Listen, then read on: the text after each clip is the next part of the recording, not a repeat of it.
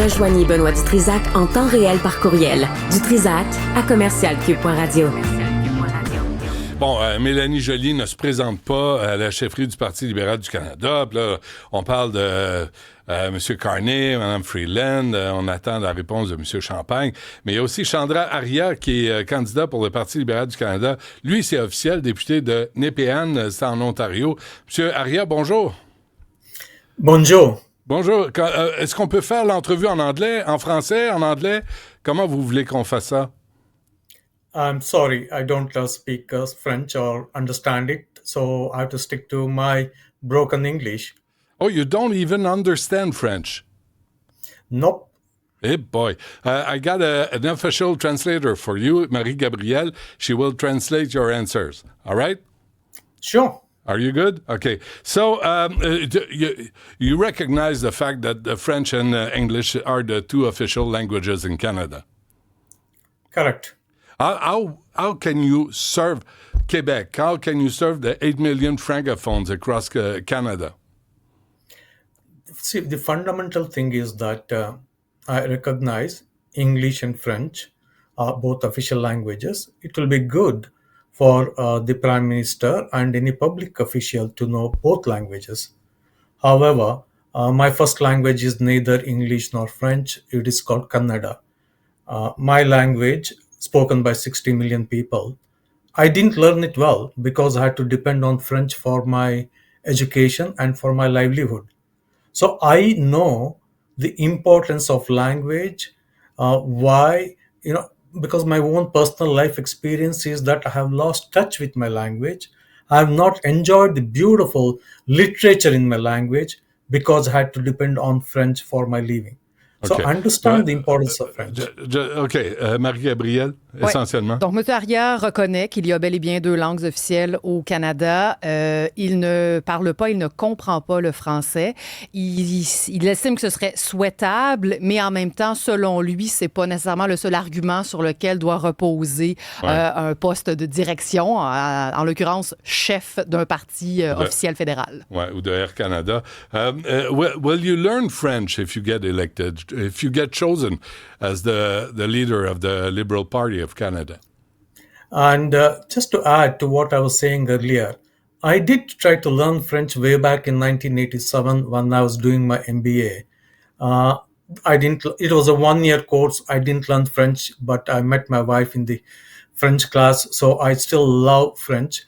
However, coming back to the serious issue, and maybe that is the reason why I don't want to go back to classroom to learn French again. Because I still love my wife. I don't want to meet anyone else. No, you'll meet another woman. That's not good for you. OK, vas-y. OK, on va lui donner ça. Il y a quand même de l'humour, M. Aryia. Donc, il nous explique qu'en 1997, alors qu'il était en train de compléter son MBA, il a bel et bien tenté d'apprendre le français. Et c'est d'ailleurs dans sa classe de français qu'il aurait fait la rencontre de son épouse actuelle.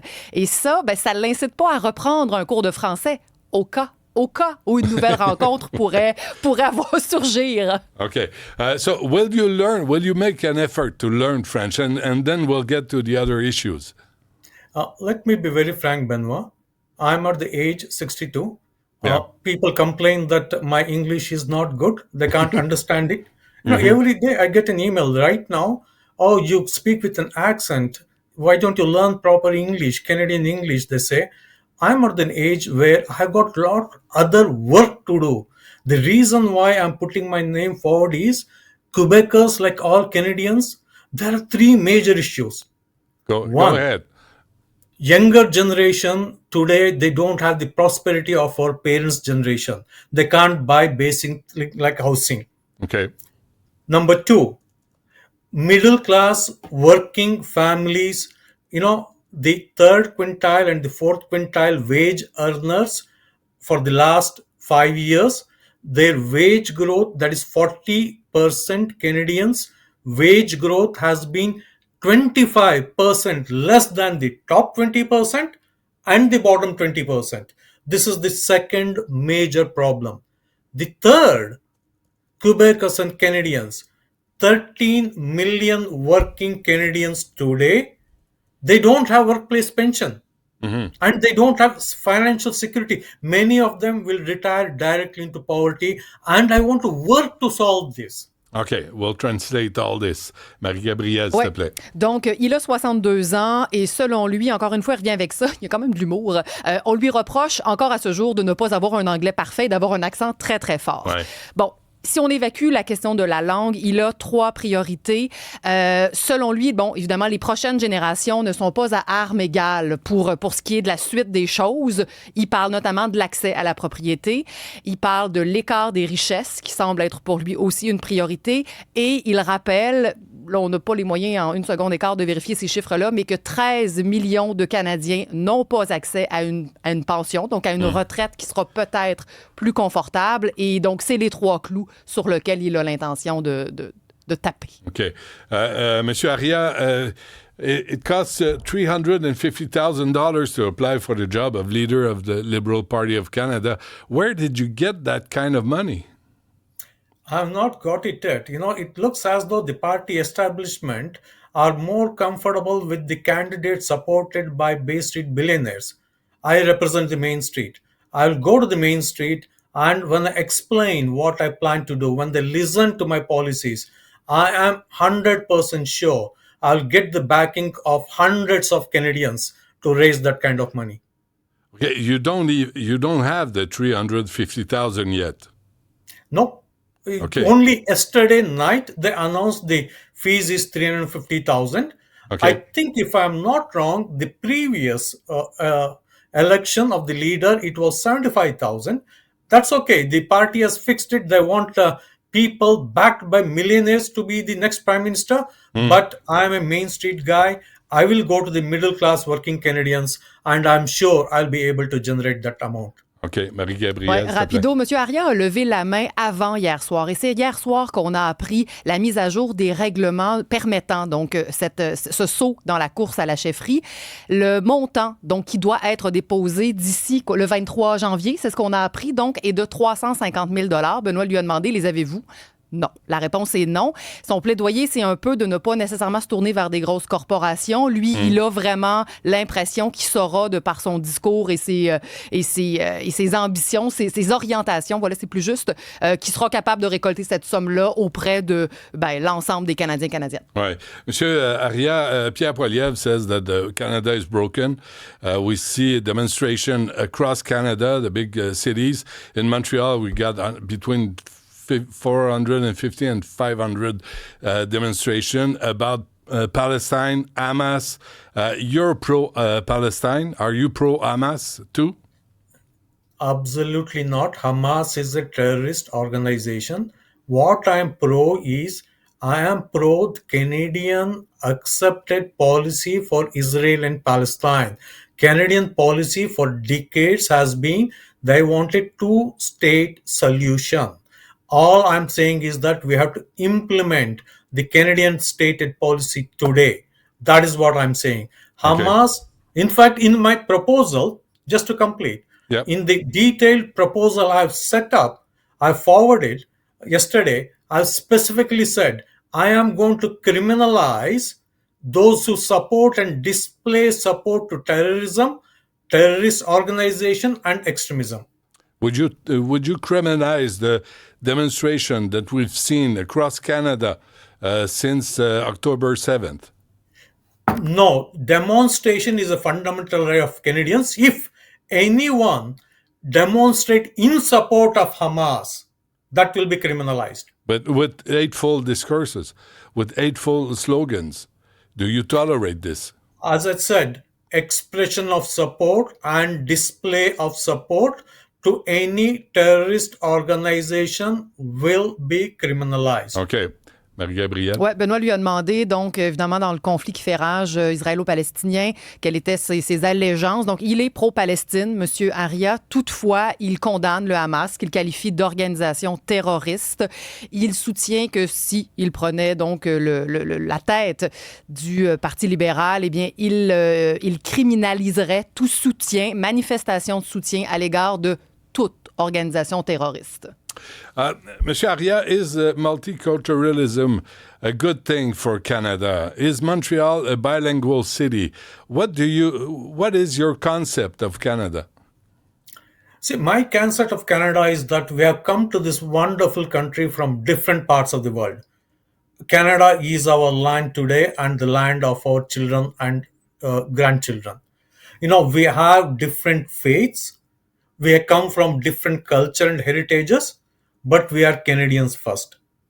We are not a melting pot like the United States. We can retain our faith, we can practice our faith, we can have our heritage, but we have to adhere to Canadian values. But multiculturalism lets you live in your own ghetto, your own suburbs, without integration to Canadian society. That's the problem with this multiculturalism, j'ai de la misère à dire ça, multiculturalisme à la Trudeau. Listen, ghetto thing is not a norm. I belong to Hindu faith. Show me one place we are 1 million strong Hindu faith people. Show me one area across Canada where you can see they are all concentrated at one point. In Brampton, Ontario, where there's fight between Hindus and Sikhs.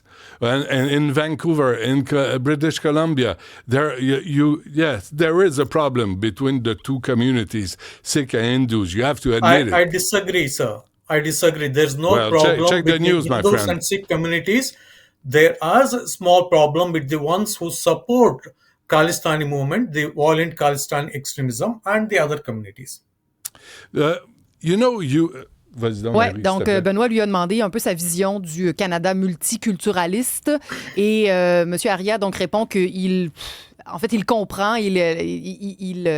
comment on pourrait dire ça? Il voit que le Canada est composé de différentes cultures, foi, allégeances, mais qu'on est d'abord canadien. On l'a amené sur le terrain des ghettos un peu partout au Canada. Ça, il rejette ça complètement. Il dit que ça n'existe pas et voilà. Non. OK. Last two questions, M. Aryia. Will you open the borders for immigration? Absolutely not. I have made again in the 4-page statement I released yesterday. We have become too generous. We have allowed in too many unqualified, cheap labor into the country. And I believe in immigration. I believe in legal immigration. I don't believe in illegal immigration because that shows disrespect to a lot of Canadians who have come to the legal route. It shows disrespect to the lot of skilled people who are waiting in the line to come into Canada. Right. Do you find Mark Miller is doing a good job? We have had 5 immigration ministers so far. So the immigration situation in Canada is a mess. Monsieur Aryia, is Mark Miller a good immigration minister? Listen, we have had so many different ministers of immigration, unlike other departments. Monsieur Aryia, Mark Miller, is he a good immigration minister? Yes or no? Mark Miller is trying to do his best to correct the mistakes that have happened. So yes, he's a good immigration minister. He's trying his best to solve the problem that we are in. Okay, before we go, it'd be a gift for separatists in Quebec. If you become a prime minister of Canada, you know that. Listen, you have had fluently English and French-speaking prime ministers and leaders of this country. Right. How many have actually proposed to make Canada a sovereign republic? So, what do you mean? So that's what I'm proposing. Again, I have stated very clear. We have to be masters of our own destiny. That's why it's high time that Canada become a sovereign republic. Okay, a republic, not a monarchy like we are. Okay, so repeat after me. Merci beaucoup. That much I can say. Merci beaucoup. Mon ami Benoît. Mon ami Benoît. Thank you. Monsieur Aryia, merci. Bonne chance dans votre course à la chefferie du Parti libéral du Canada. Merci à vous. Thank you. Marie-Gabrielle. Ouais, peut-être la toute fin, là, quand même. Hein? Oui. Ouais, donc on lui a demandé à 3 reprises de se prononcer sur son collègue, Mark Miller. En fait, il a un peu tourné autour du fait qu'il y avait tellement eu de ministres de l'immigration. Lui, il n'est pas en faveur de l'ouverture des frontières, c'est ce qu'il a affirmé. Et il a terminé en nous disant... bilingue ou pas, combien de premiers ministres ont soumis cette idée de faire du Canada une république souveraine, et c'est un peu... J'ai l'impression que ça devient son slogan, et c'est peut-être... C'est plus ça qu'on va réentendre au cours des prochains jours. On rappelle, il doit trouver 350 000 $ pour pouvoir se prêter au jeu. Pour l'instant, il les a pas. Si ça vous intéresse. il prend les chèques. Mais on a vérifié, Benoît. Hein? Ouais, on ne pourrait pas lui verser plus de 1 750 $. Comme si c'était une information. Pour ceux que ça intéresse. On a vérifié quand même. Merci, Marie-Gabrielle. 254-6011. Hey, tu donnes des cours aussi de translation. Merci, thank you very much, madame.